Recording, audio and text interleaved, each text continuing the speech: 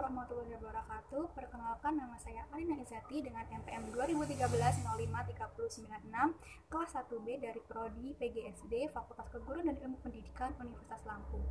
Baik, di sini saya akan menjelaskan kembali 3 materi yang saya baca dalam mata kuliah Pendidikan Kepramukaan. Yang pertama itu ada salam pramuka, yang kedua sifat gerakan pramuka, dan yang terakhir ada tingkatan-tingkatan dalam gerakan pramuka. Bicara tentang pramuka, pasti kalian gak asing dong dengan kata salam pramuka. Nah, sebenarnya apa sih salam pramuka itu? Salam pramuka adalah salam yang digunakan oleh anggota pramuka untuk memberikan penghormatan kepada anggota pramuka lainnya. Salam pramuka diberikan dengan cara memberikan hormat terlebih dahulu sambil meneriakkan kata salam pramuka. Kemudian dibalas dengan memberikan hormat juga sambil meneriakkan kata salam. Seperti ini. Salam pramuka, kemudian dibalas dengan salam. Lalu apa sih fungsi salam pramuka itu? Fungsi salam pramuka adalah sebagai tanda kedisiplinan untuk mewujudkan persatuan yang erat antara para anggota pramuka. Apabila kita memberikan penghormatan dengan penuh keikhlasan dan rasa kerendahan diri, maka akan terciptanya sebuah ikatan yang kuat antara para anggota dan terciptanya persatuan dan kesatuan.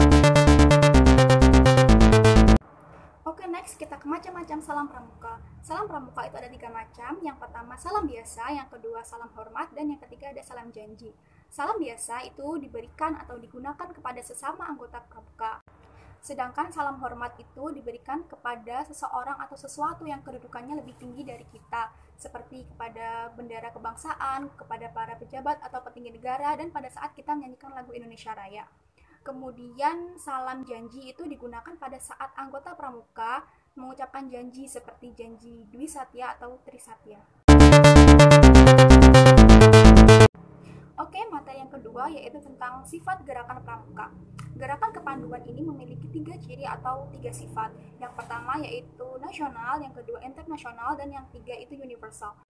Nasional itu berarti suatu organisasi yang akan melakukan kepanduan di suatu negara itu haruslah sesuai dengan keadaan, kondisi, dan kebutuhan negaranya masing-masing.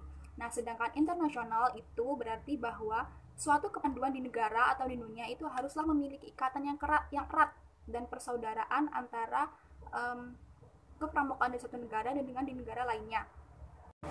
Oke, kemudian universal. Nah, universal ini berarti bahwa kepanduan itu cocok dipergunakan dimanapun dan untuk mendidik anak-anak dari bangsa mana saja.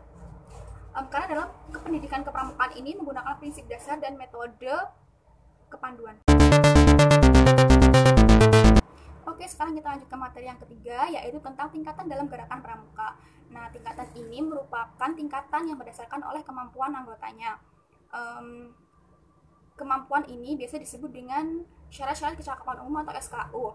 Nah, dalam pramuka siaga dan penggalang itu ada 3 tingkatan. Pada pramuka penegak itu 2 tingkatan, dan pada pramuka pandega itu hanya 1 tingkatan. Pada pramuka siaga itu ada 3 tingkatan. Yang pertama siaga mula, siaga bantu, dan siaga tata. Nah, kalau di penggalang itu ada 3 juga, yaitu penggalang ramu, penggalang raki, dan penggalang tetap. Sedangkan pada penegak itu terdiri dari penegak bantara dan penegak laksana. Nah, ada juga tingkatan khusus, yaitu pramuka Garuda. Nah, ini merupakan sebutan untuk tingkatan tertinggi dalam kelompok umur kepramukaan. Nah, kelompok umur kepramukaan itu merupakan tingkatan berdasarkan umur anggotanya. Nah, kelompok umur ini terbagi menjadi 4. Yang pertama umur 11-15 tahun itu disebut dengan penggalang. Dan kelompok ketiga itu ada kelompok untuk umur 16-20 tahun itu disebut dengan penegak. Dan yang keempat itu ada kelompok umur 21-25 tahun yang disebut dengan pandega. Nah, di sini ada juga kelompok khusus, yaitu kelompok untuk orang-orang yang memiliki kedudukan dalam kepramukaan. Nah, contohnya saja itu seperti pembina. Nah, pembina merupakan orang yang memimpin suatu kegiatan pramuka. Ada juga pramuka andalan. Nah, pramuka andalan ini merupakan anggota pramuka yang ikut mengambil bagian dalam keanggotaan kuartir dalam kepramukaan. Nah, contoh lainnya itu ada juga pelatih, pramongsaka, staf kuartir, dan majelis pembimbing. Nah, sepertinya itu saja yang dapat saya sampaikan. Mohon maaf apabila ada kata-kata yang tidak berkenan. Saya akhiri, wassalamualaikum warahmatullahi wabarakatuh. Dadah.